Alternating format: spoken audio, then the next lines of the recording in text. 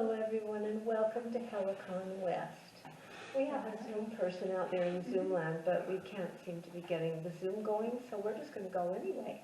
It's so nice to see you here. Britt, our usual MC and coordinator of Helicon West, is not able to be here tonight, so I'm going to read this wonderful script that she prepared. Hello and welcome to our final Helicon West event of summer 2022. My name is Star Coolbrook and I will be your MC this evening. And I wrote on the script just this one aside. Our fabulous coordinator, Brittany Allen, has created a script for me to read in her absence tonight, as she has had some family obligations and cannot attend. I will read them exactly as she wrote them. Mission statement. Helicon West is a live reading series that brings published local writers to read alongside community members in an open, uncensored forum. In order to promote the voice of every community member and democratic ideals, we honor all levels of skill, ability, and craft.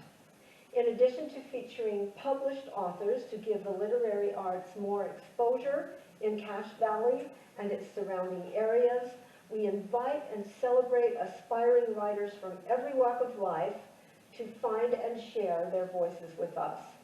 We are committed to the causes of inclusion, accessibility, and representation in our writing community.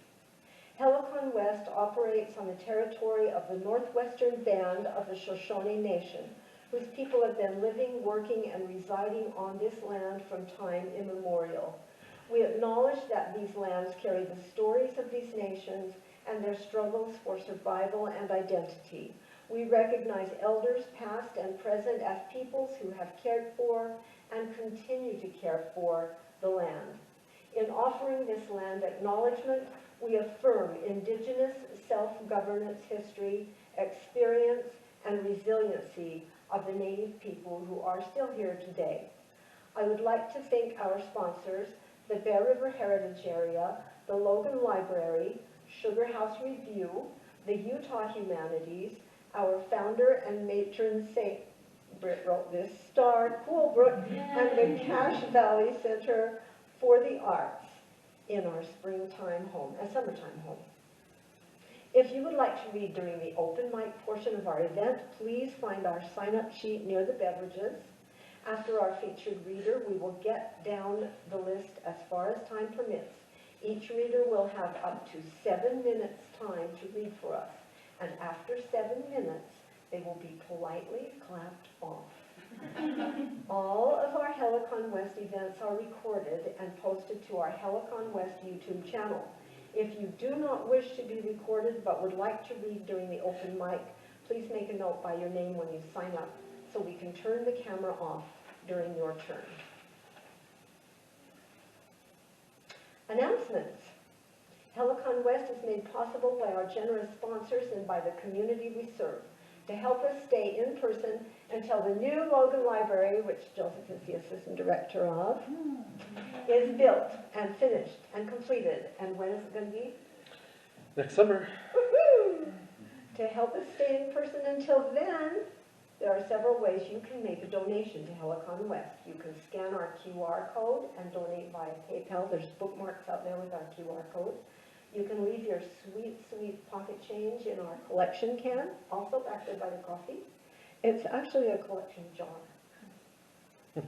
Help us continue to bring free literary events to the community. If something moves you, if the coffee revives you, if you get a great date out of tonight, consider leaving a tip to keep a good thing going. You can also support our dear featured readers by purchasing copies of their books in the back. And I'm so happy Ashely brought books. Either quietly during the event, not while Ashely's reading, please, or after the event. And I'm sure Ashely would love to sign them for you. Our reader tonight, well, I'm going to leave it up to someone far more qualified than me to introduce such an esteemed reader, and the introducer will be our beloved Ann Stark, fiction writing teacher at USU, now retired. Woohoo! And come on up, Ann.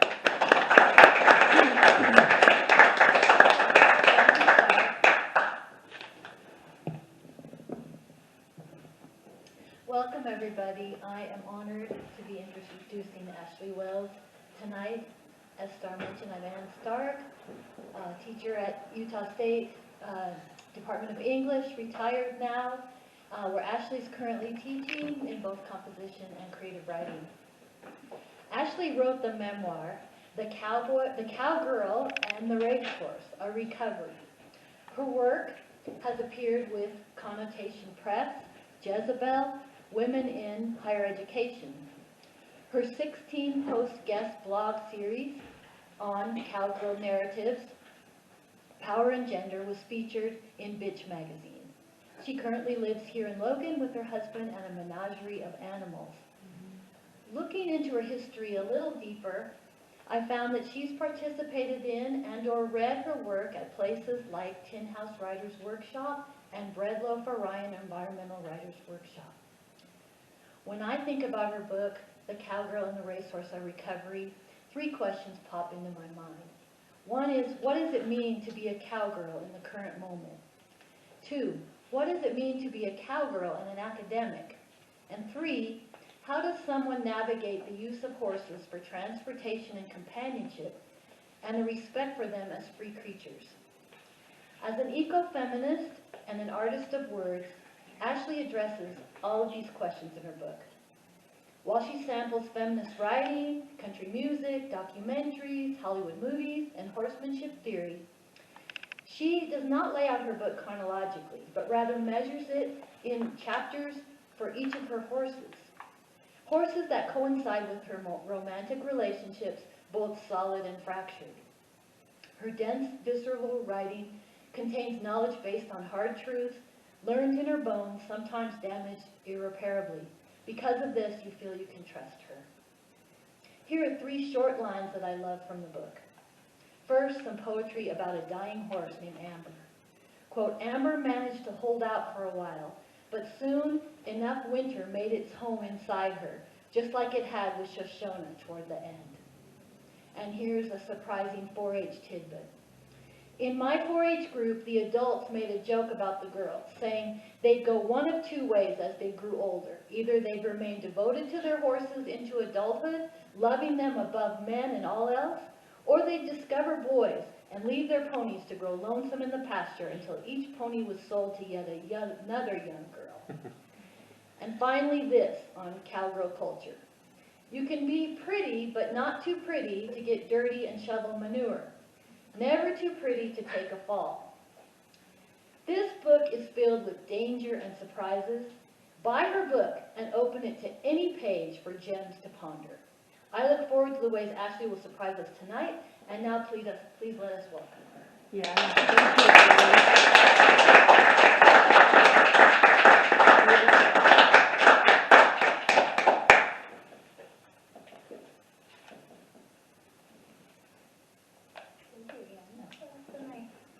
So I'll jump around a little bit between the first couple of chapters, so you won't really need to know anything, and mostly chronological in those chapters, but the first one's Rebel. After I lost Shoshona, my horse of 13 years, the grief weighed on me, weakening my bones. I imagined my ribs as bird bones, unsubstantial and frail, wrapped around my organs, the vital parts of me. An ache and a homesickness set in that I wasn't able to shake or outrun.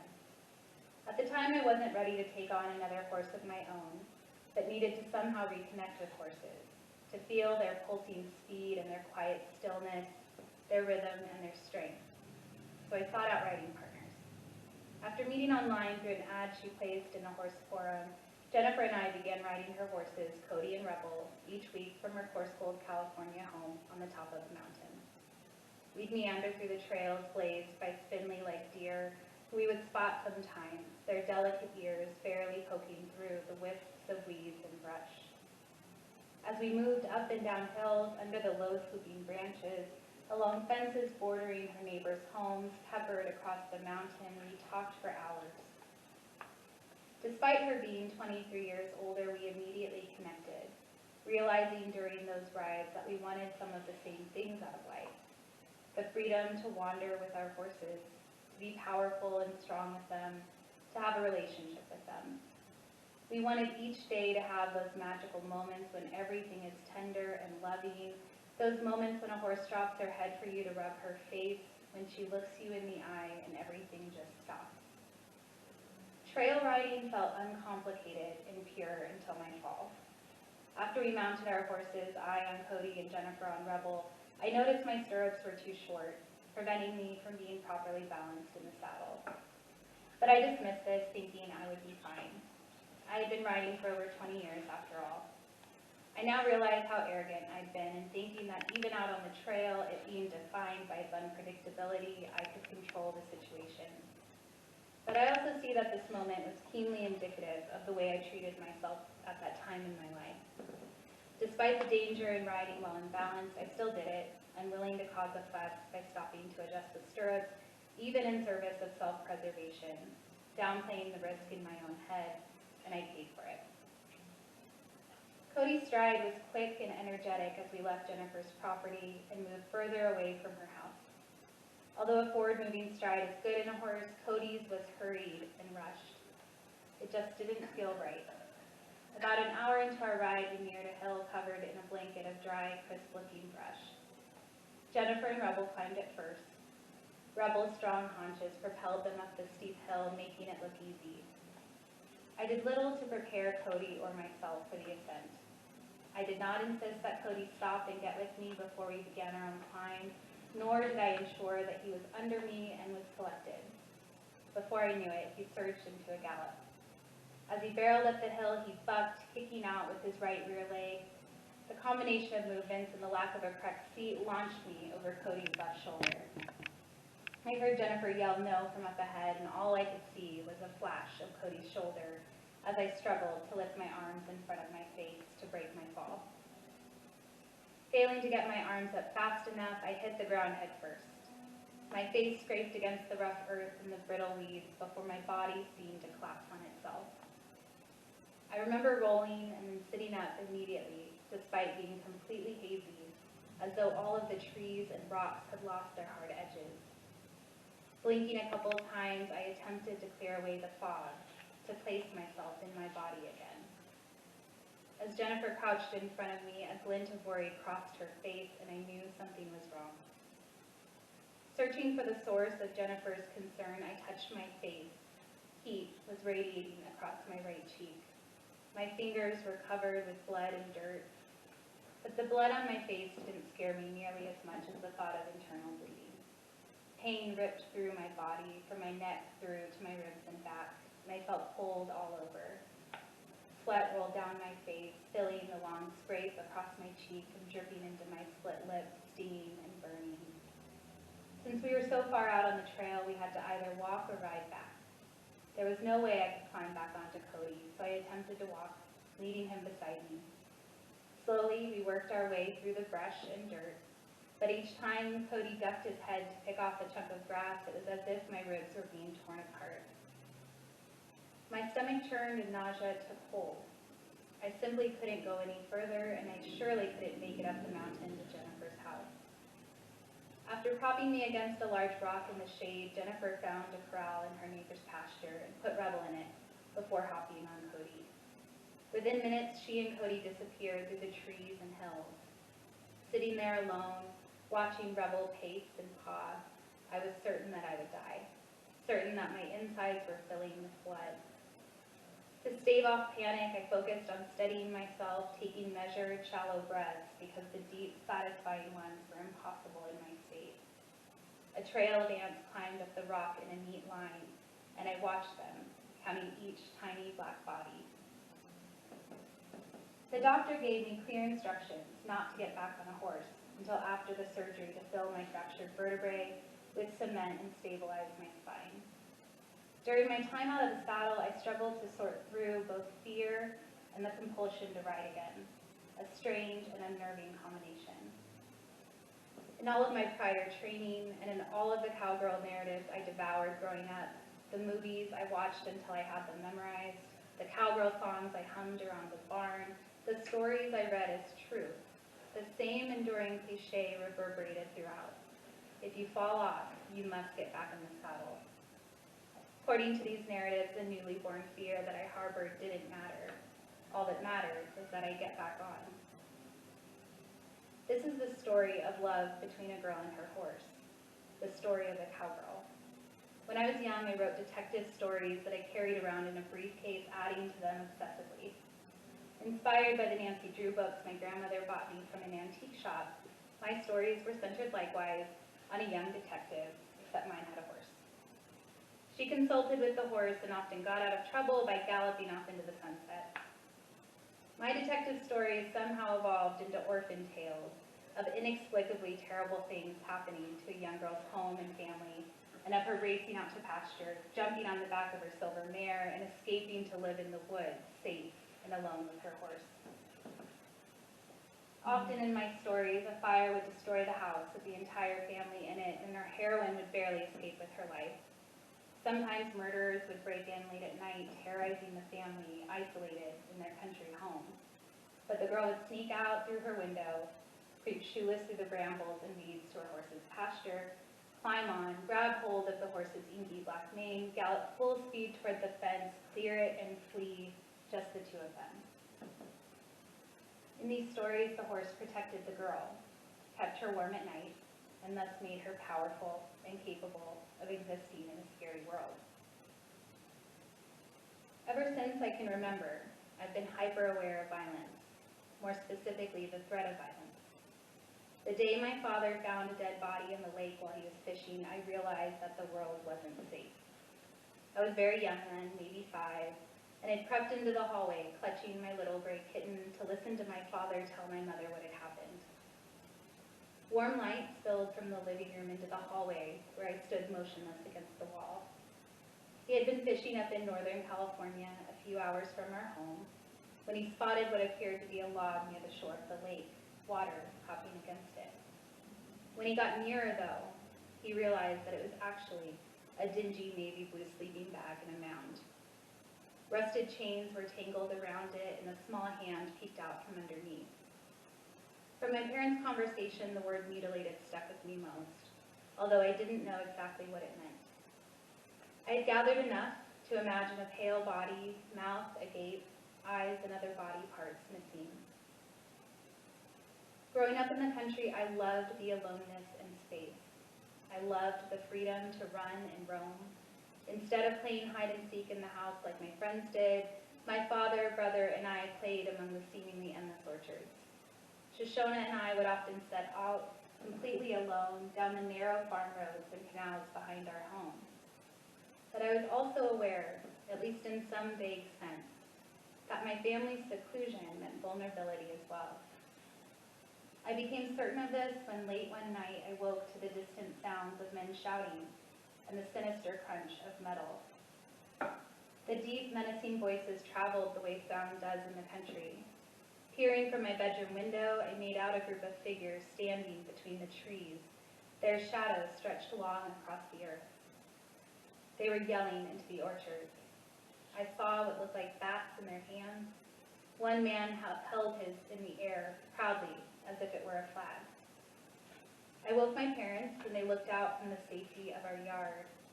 Our yellow lab Buck barked frantically and ran the fence line, his massive paws pounding at the ground. My parents called the police and were assured that the sheriff would be on his way soon. By the time the sheriff finally arrived, the men had already retreated, leaving in their wake the charred skeleton of my neighbor's car parked in the orchard. I don't know what happened or why, but once again, picking up details through eavesdropping on my parents, I learned that the teenage son of our neighbor was driven off the country road that ran between his home and mine by the group of men. The boy ran and hid in the trees, while the men proceeded to destroy his car and set it aflame. On one of my trail rides in the following week, Shoshona and I ambled by the place. All that was left of the incident was a dark outline of ash in the dirt where the burned car had stood. I knew I should be afraid, sitting there on my horse and looking down at the site where violence and fear were so clearly drawn on the earth, yet I wasn't. Certainly not in the way I was as I lay in my bed late at night, or when I heard my parents repeat rumors of gang violence leaking from cities into the country. My father, an avid hunter skilled with a gun, took my mother, brother, and me to the gun range to take classes on how to shoot. We learned that if someone broke into our home, we should run and crouch between the bed and the wall, guns clenched in our hands and aimed at the door. We learned that we should wait for the intruder to come through the doorway. We learned that then we should pull the trigger.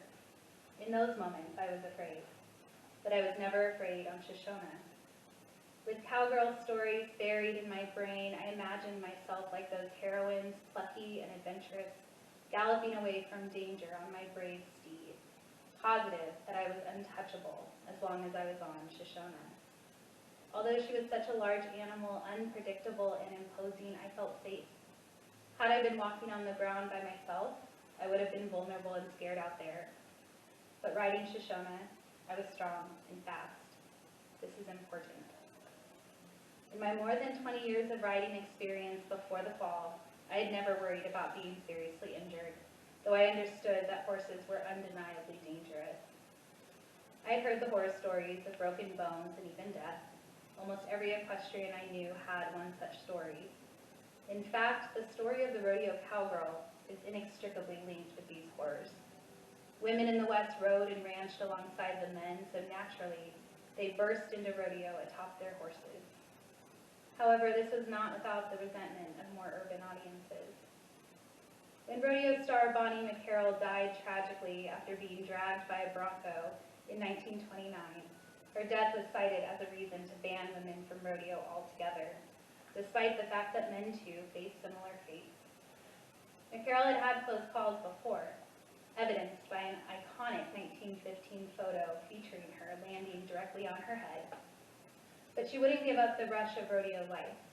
The rough and tumble rodeo cowgirl was shoved to the sidelines and given two choices: barrel racing or rodeo clean.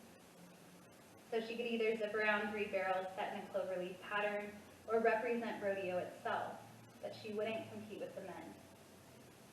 In her book, Rodeo Queens and the American Dream, Joan Burbick untangles the history of rodeo in the West, the whitewashing and colonization by settlers in that region, the cruelty, as well as the glitz.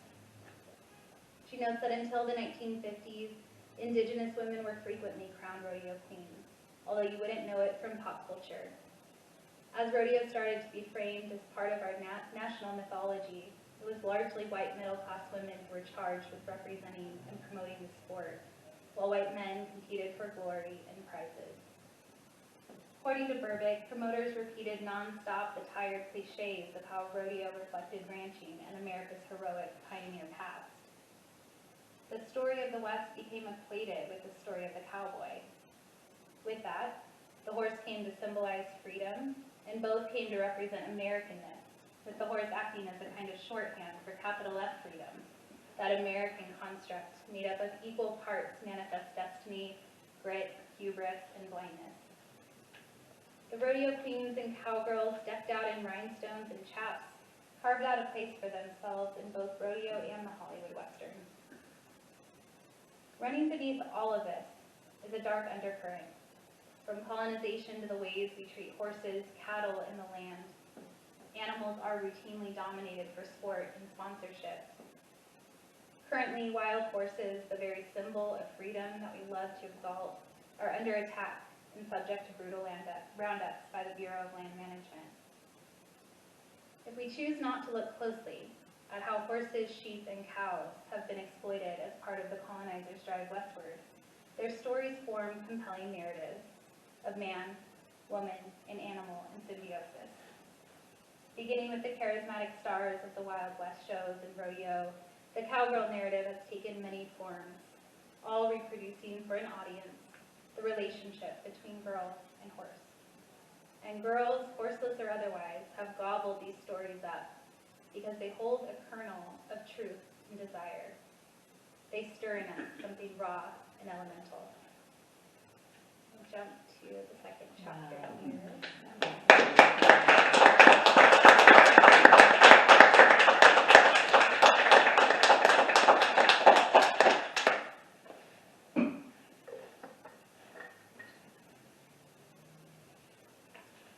This one's Shoshone. Treasures stomped impatiently as the craniosacral therapist Shay gently worked her fingers all over his head. Everything was silent.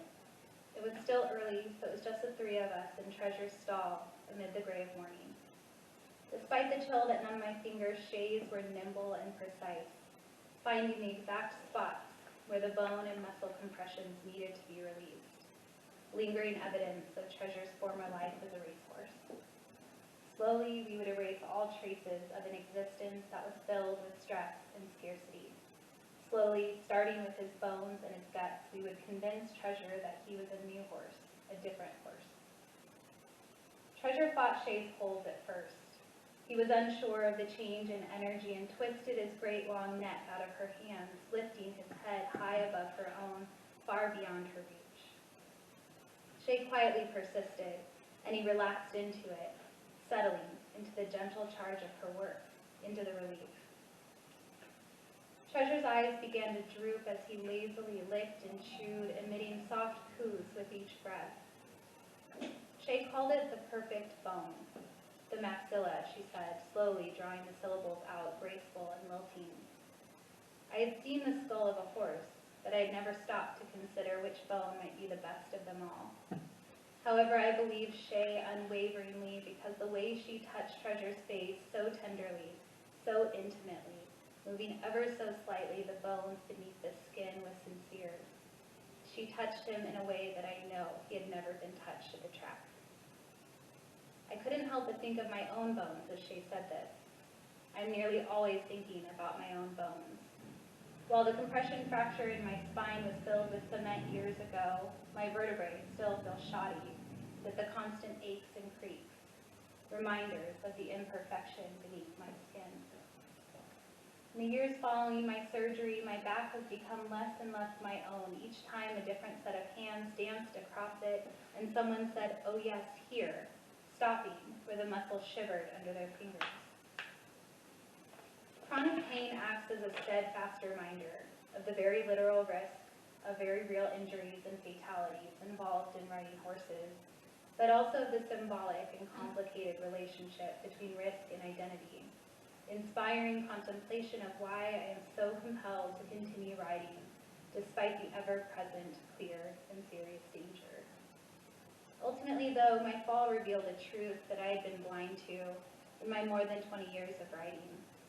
We must shift our way of relating to horses, to all animals. Grappling with this, I've come closer to understanding why so many of the horsewomen I know have had serious accidents and still continue to ride. Why I'm willing in adulthood to wholeheartedly embrace this lifestyle and identity. Why the back of a horse feels like home to me. I haven't always had the vocabulary or insight to understand horsemanship as I do now. I didn't always understand the significant ways that it steadied me through adolescence and shaped my personality into adulthood, influencing the trajectory of my life. I haven't always been so sure.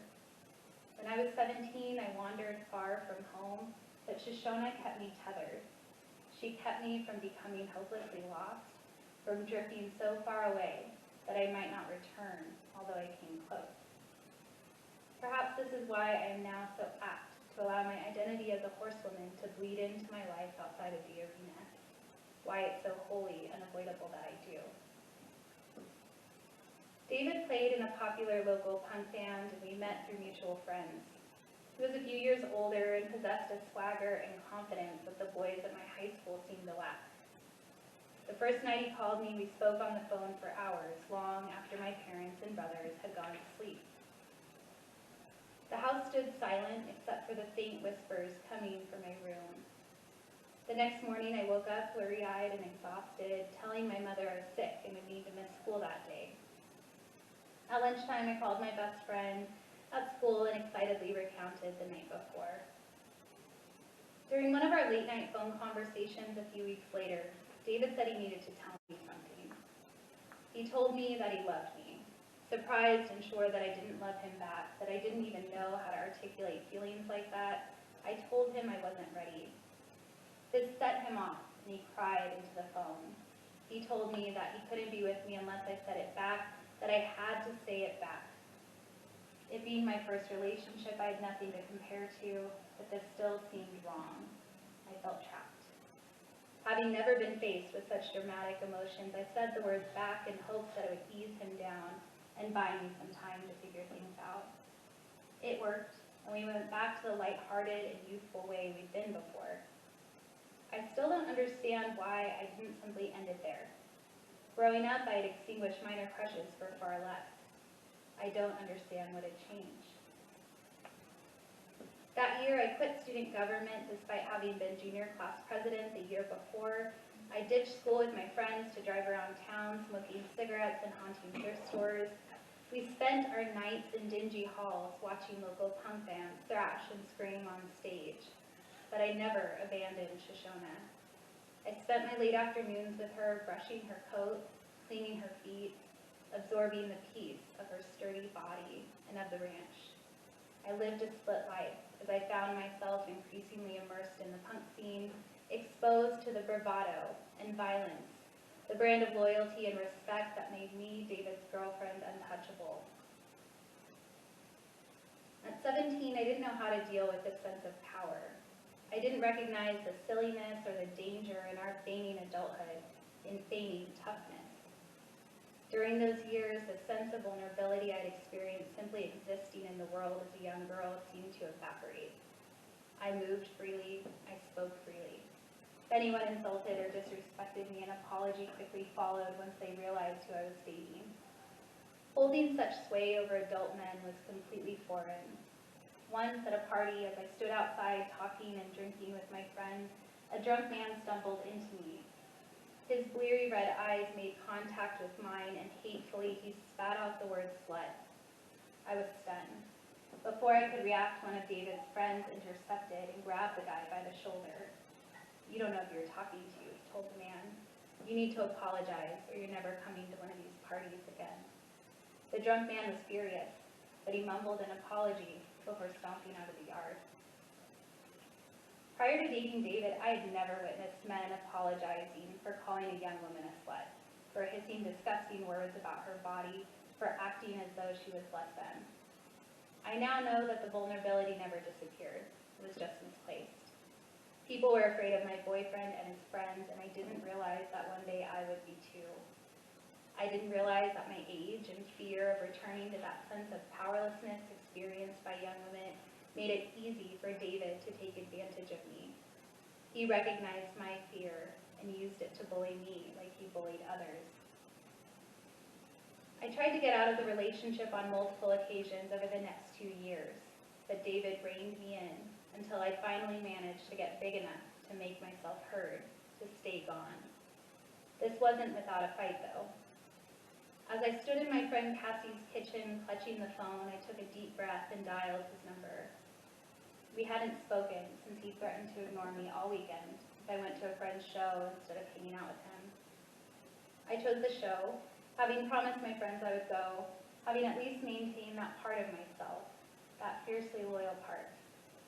It was Sunday evening, and I realized after a weekend of not thinking of David, I needed to get out. My heart raced as I dialed his number.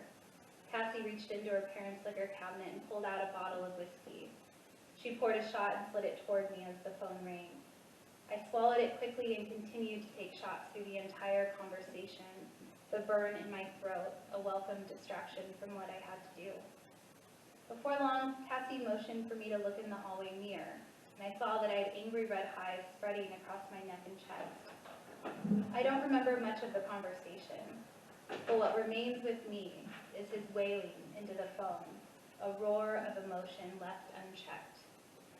That night, after the hives had eventually vanished, Cassie and I went out with her brother and his friends, and I was sublimely relieved. More importantly, I felt unrestrained. This didn't continue long, because David began calling the next morning. Pressing ignore with each call, I thought he would get the hint, that he would just call a few minutes later. He called again and again, until I had to turn my phone off. In the days that followed, he'd show up at my house, smile with my mother, and ask to speak with me. She knew we were broken up, but I didn't explain the particulars because I was too embarrassed. I had been a strong-willed girl who played football and hockey with the boys and wrote letters to the editor of the local newspaper. I had been raised to, had been willing to, stand up for myself, following my mother's fierce and loving example. My mother was proud of that, and I didn't want to disappoint her. I didn't want to hear myself articulate the words to admit that I had lost my way, that I had lost sight of the path she and my father had forged for me. Instead, I trudged up the stairs to my room, with David trailing close behind. It was the same each time. He would begin crying, begging me to take him back. With each word he spoke, I felt overwhelmingly suffocated, as though my body was so full of buried protest, of the buried words I wanted to scream at him, and all of the buried rage I wanted to disinter, that I simply burst. Like a horse forced to submit, I stifled that anger. Fortunately, during this time, I'd been asked to house sit periodically for the family that owned the ranch where I kept Shoshone. This provided me with the space and freedom I desperately needed to cope and regroup. David had only been out with me once to see Shoshone, and he couldn't recall the way down the narrow and nondescript country roads with their rows and rows of peach orchards. The family's home was idyllic and peaceful. It was like a life I wanted and was trying on for myself.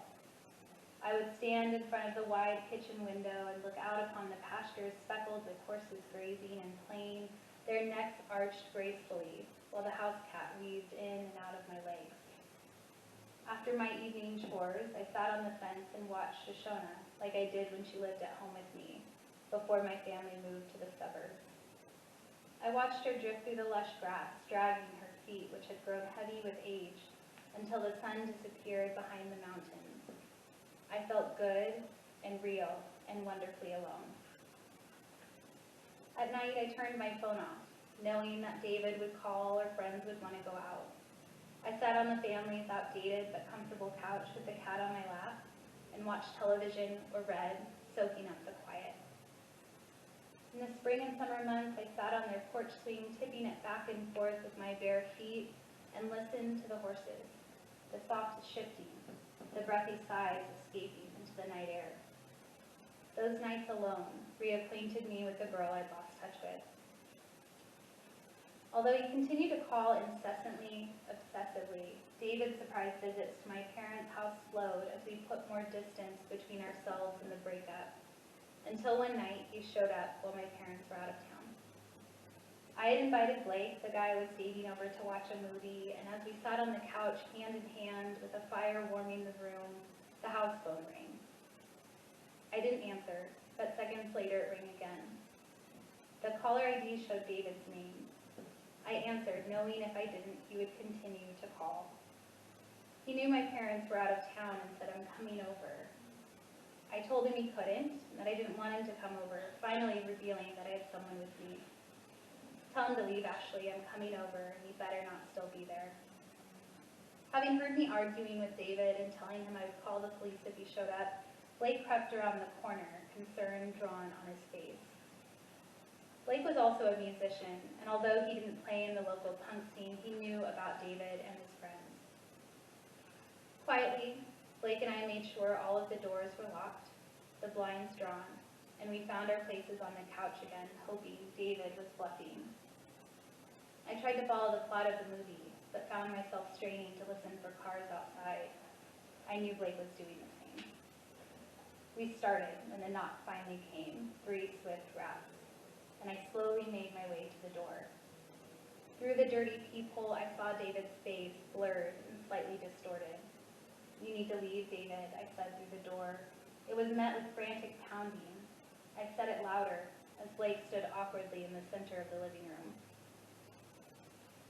David remained outside for hours.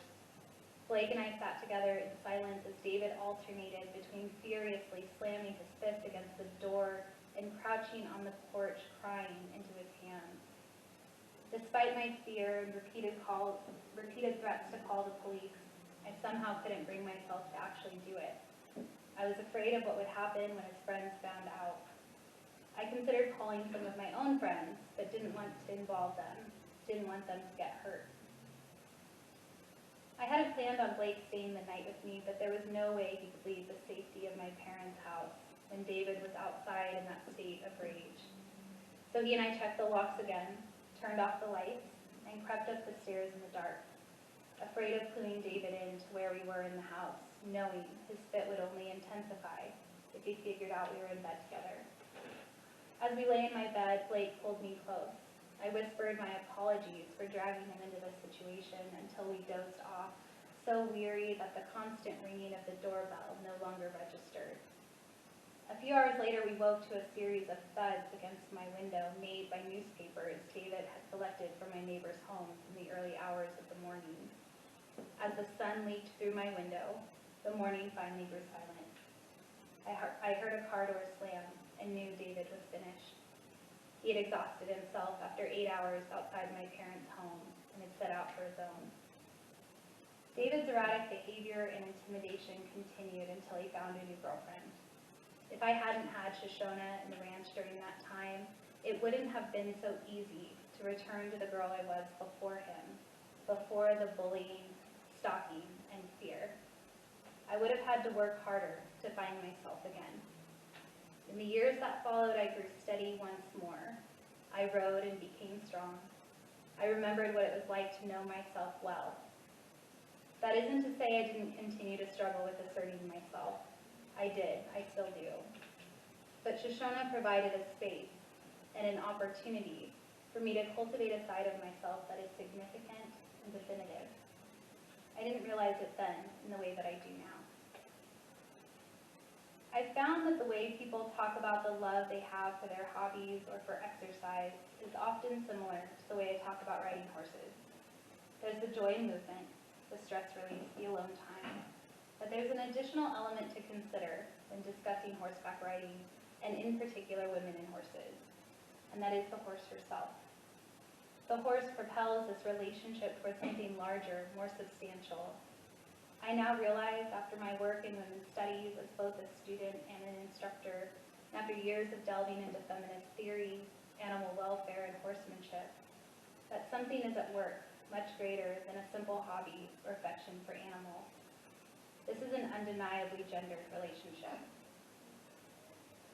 Although the horse-human connection may have originated with men using horses for work and war, this continued and curious attraction women have to horses matters, and that it has moved beyond utility and towards something more intimate. Horses represent what oftentimes women are made to feel we lack. They are powerful. They are strong. They symbolize freedom, the freedom that I desire so deeply my skin crawls when I am denied it. In some ways, you can also relate to them. In Buck, a documentary about the horse trainer Buck Brannaman, Brannaman describes why he became interested in a gentler version of horsemanship. He explains that after surviving intense abuse as a child, he understood what terror and fearing for your life felt like. Having experienced that trauma, he couldn't bring himself to incite it in another living being. And I now know that sympathizing with Shoshona wasn't so strange. Nor is it strange that as a woman, I still identify with horses. Along with our history of being aligned and affiliated with nature, of being subdued and conquered, the way the natural world is subdued and conquered, there is the story of women gaining power through our communion with nature. This is a facet of our connection. It's about insulating ourselves from a sometimes hostile world.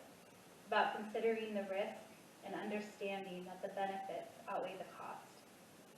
It's about becoming part of something much larger than ourselves as we participate in an extensive history, the history of the cowgirl, of the horse. When we ride, we hear the whispers of the cowgirl. It's about strength and steadiness, understanding and intimacy. It's about recognition, about identity. For all the strength and power that horses represent, they are still prey animals, always fearful, always on guard. With so many women experiencing violence and trauma, it is unsurprising then that we may identify with our equine partners who share not only in our recovery, but also in our resilience. Through our work with horses, we learn ways of healing, of shaking off trauma, and ultimately of relating to the world without being victimized. For those of us who carry around a lingering terror that we can't quite shake after trauma, there is something invaluable in seeing that terror manifested in an animal who endures. There is something invaluable in drawing strength while identifying with the fear of the prey. In doing so, we share a recognition that holds deep and ancient roots.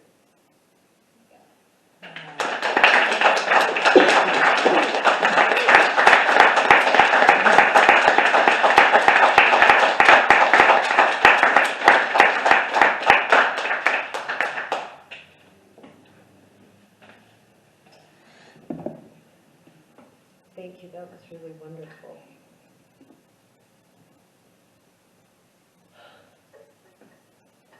So, women identify with horses. We are not to be subdued.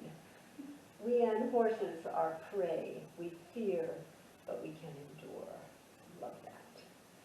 That was wonderful. Thank you for that reading. Give her another hand.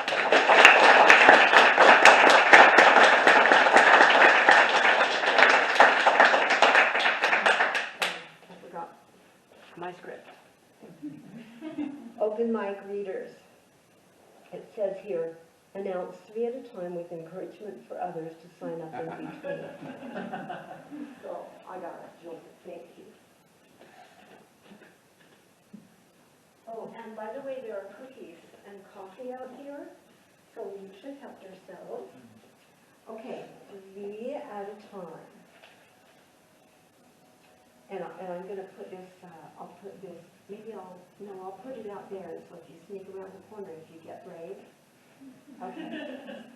Jolie Johnson, Allie Bishop, and Brock DeChere.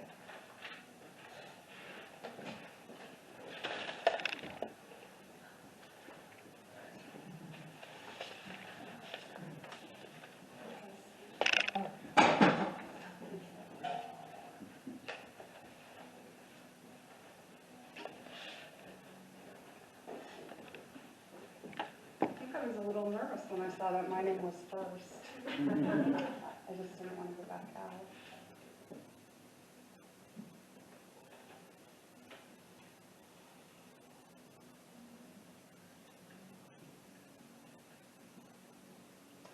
So my name is Jolie Johnson.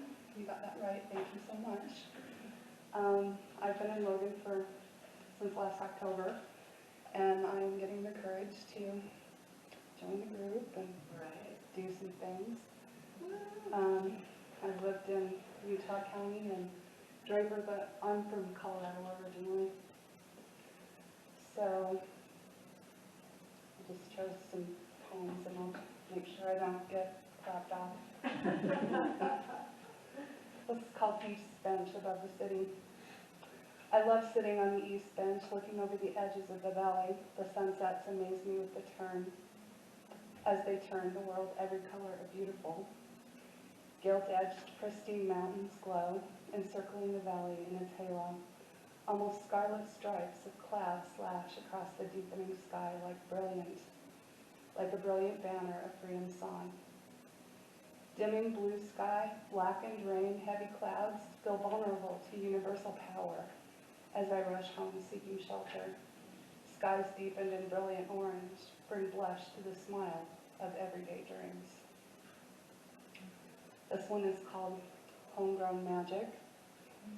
Encircled within the edges of Rocky Mountain wilderness, granite cliffs and pine scent abound.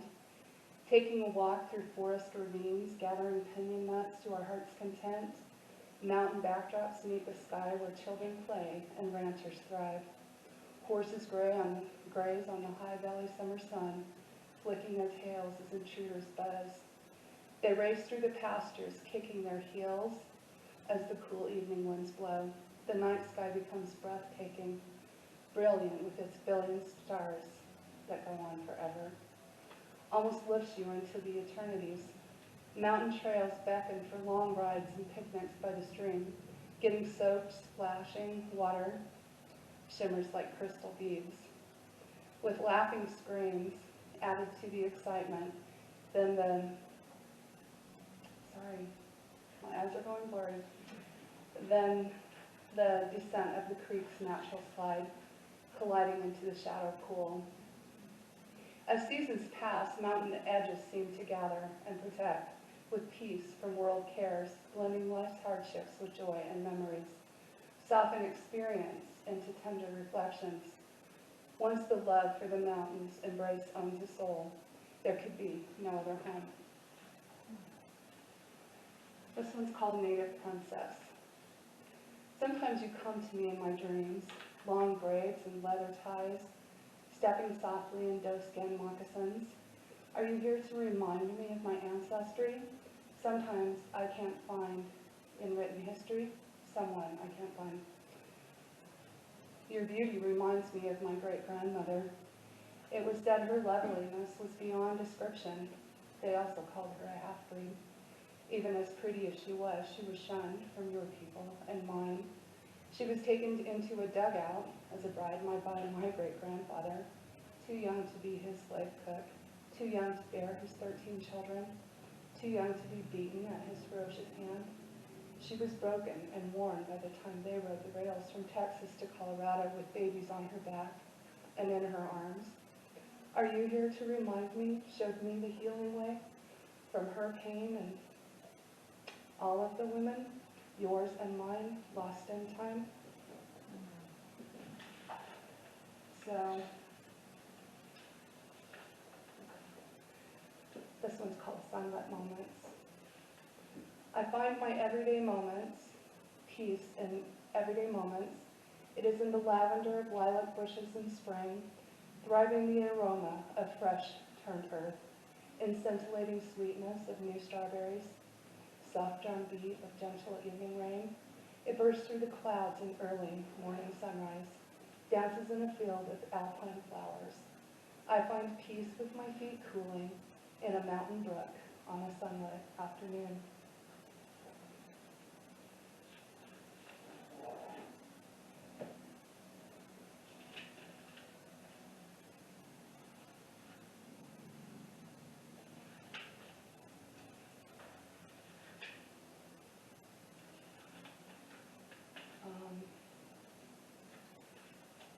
So this is called Mother's Kitchen.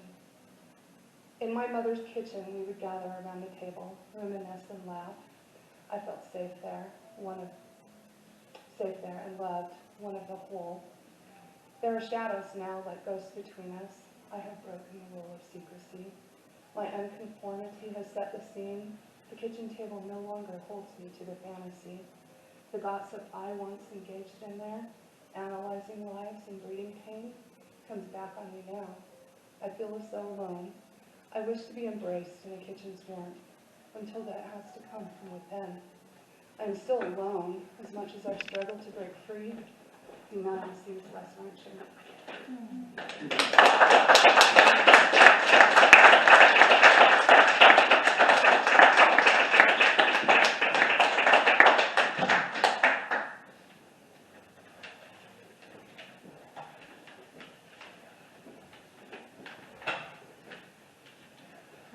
I'm Ashely. My voice is kind of gone right now, so I hope you can hear me okay. This is called The Woman the Witch. The modern witch works spells with birthday candles, sleeps with an amethyst for sweet dreams, plants sage on her fire escape, and drives a hybrid, not a broom. Some witches dance naked on the full moon. Some witches make mac and cheese and shop at Smith's Marketplace. Some witches brew luck potions, others vodka tonics. Some witches cast love spells with cherry-colored candles and roses. Some witches cast curses with four-lettered words and middle fingers. The witch is a woman who reacts, connects, creates. The witch wears all hats. She is the mathematician. Her spell is the equation. She is the gardener. Her spell is the bouquet. She is the doctor. Her spell is the cure. She is the cook. Her spell the meal that soothes the soul. Every woman is a witch in her own right. Every move a work of magic. The woman, the witch.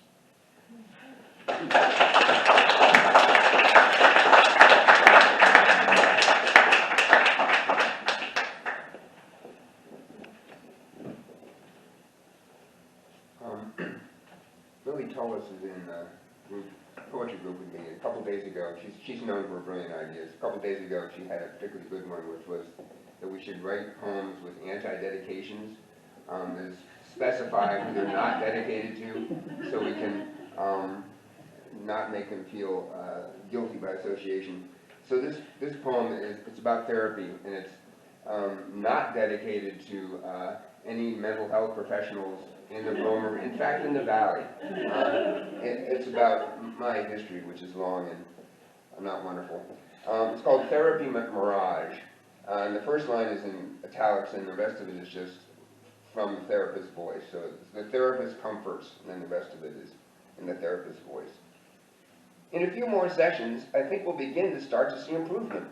We have to process your family first, of course.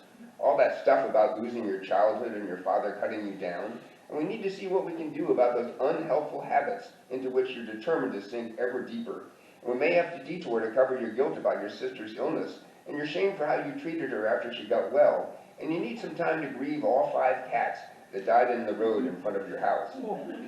You need to get to know yourself first, and that may mean sitting with your inadequacies, hanging out with your shortcomings, brainstorming about the days you did things that have embarrassed you ever since. Probing such pain paves the platform for more substantive issues. Your inability to feel pleasure? Anhedonia. Shows you haven't been sticking with the program. You're addicted to desires, hung up on happiness, holding tight to old pain. No wonder you're in therapy. Before the feeling will change, the thought must change, and for that to happen, you must be ready to accept it. Some people take years getting ready. Some will just never accept that to change, they must be the change. We're laying the groundwork this week. Before we can slay the dragon, we have to know what the dragon looks like, right? The road to happiness is about changing expectations. Expect to wake up in Dachau, and every day will feel like a blessing. I hope you're not focusing on some abstract finish line, getting upset by the reality that at the end of the day, you're still human. The fact that you feel you're not far enough, progress is too slow, shows how much you're coming along, how much healthier your perspective has already become. When you get pissed off and quit, I'll cheer our success. Therapy seems to be a mirage because really, you're already there.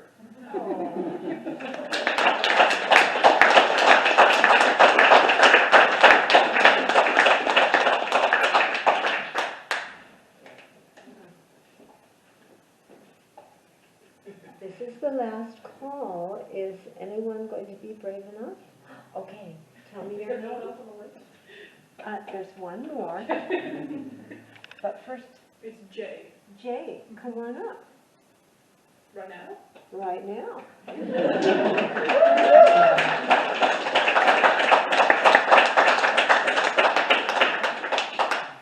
Hi, I've never read my stuff in front of anyone before. I'm Ashely's friend. My horse is the same horse as hers.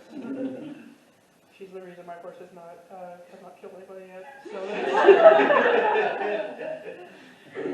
I wrote this for an English class last year. It's called Gray.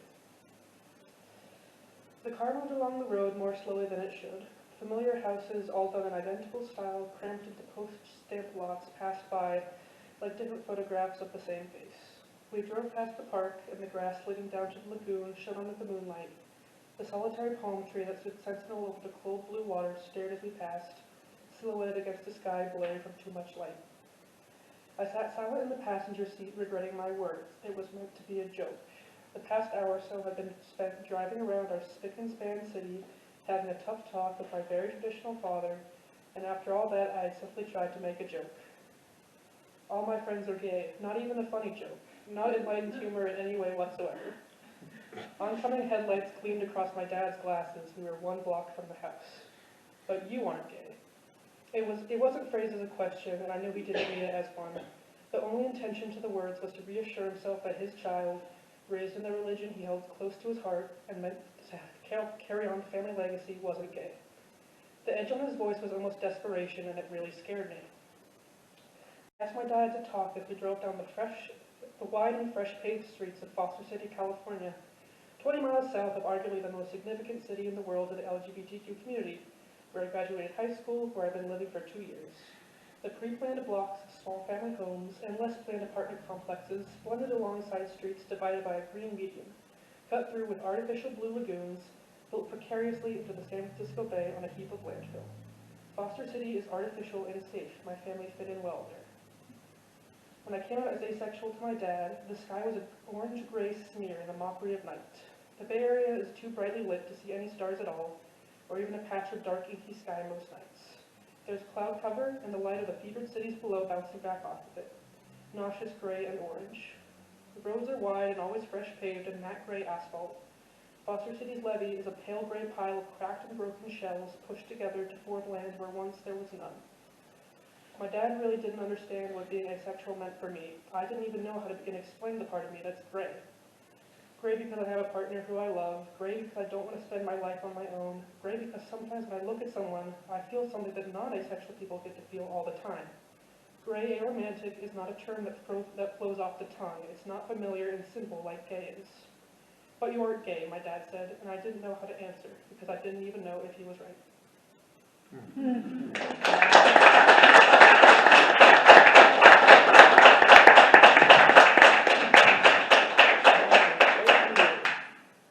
Thank you. So, Jolia, yes, we love this valley. It is so fabulous. Thank you for writing those beautiful poems about it. And Allie, the witches, it was delightful. Lots there to think about. And Brock, you always make us laugh and cry at the same time. I don't know how you do it, but I love your writing. And Jay, thank you again. I have one more person on the sign-up sheet, and I think we're just going to go with this one for our grand finale for the evening, because it's Shannon Ballum, who is the Logan City Poet Laureate, and she will read for us.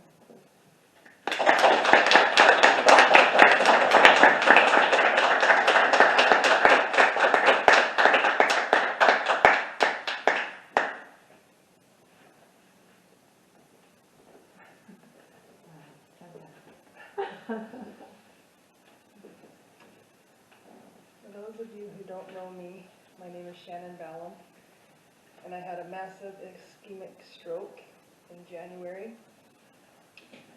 And this poem is called April. The willow tree is tangled with sunlight. Peace comes dropping slow. A waterfall of pink blossoms outside the window. The lily of the valley glow like pearls. I wore a spray in my hair on my wedding day, fragrant like a rainbow trembling. 4.5 months since I had the stroke. To know darkness, you must travel through darkness, its dense forests of pain. The light is tangled in my hair, on my eyelashes, bright as feathers. A single sandhill crane standing in dry lake like a prophet. I am no stranger to pain. I am afraid to feel. This suffering is smothering me like a rag stuffed in my mouth. Toss my losses into the river's green gloss. I see a horse, a chestnut horse, munching meadow grass. It approaches me, comes closer, and my grief dissolves. A single red leaf dotted with dew turns on still water.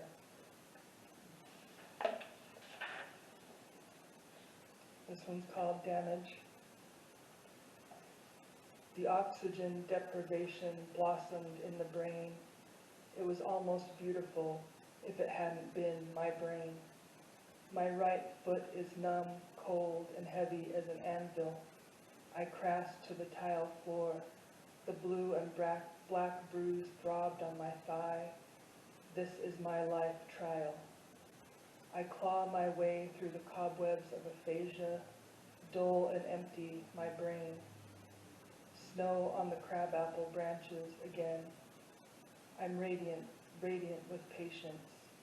I will not break.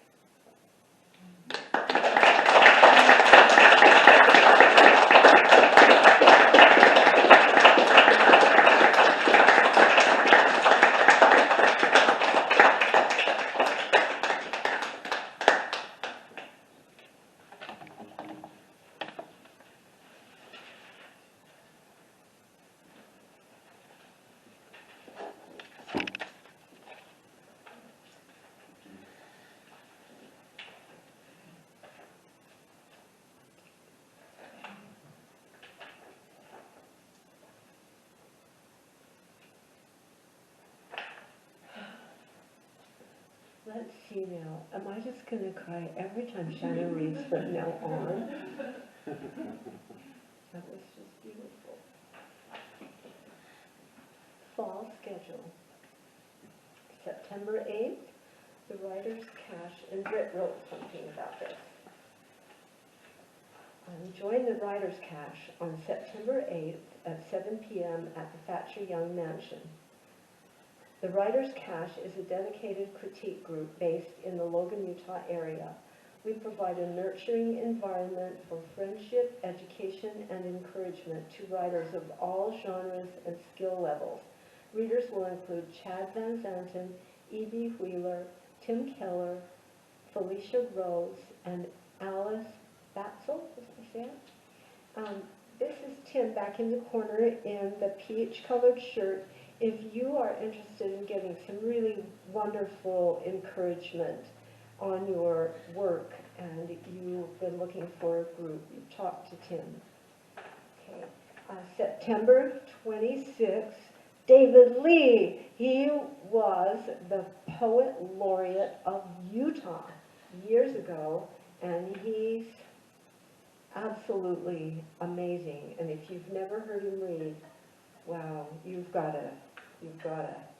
October 13th, Eric Fries. October 27th, Alyssa Quinn, and she's from our own area, and she was my student and Millie's good friend and classmate. November 10th, the Bullpen Creative Writing Club. And by the way, the November 10th one is not going to be here at the Thatcher Mansion. It's actually going to be at that neat new place called, it's not Access, it's called, it's on Federal Avenue, Annex. Yeah, thank you, Shannon. And December 8th, same thing at the Annex, and it's going to be the Helicon West birthday party, and it is a blast. And besides that, I have arranged for our Britt, the coordinator, to, I've gone ahead and we are going to have stuff catered. So you're not going to have like just cookies from Smith's, but you're actually going to have a caterer. So it'll be a big old party. I guess, okay, is that it? Here, let me read you one more thing. Joseph? Isn't the David Lee one on campus?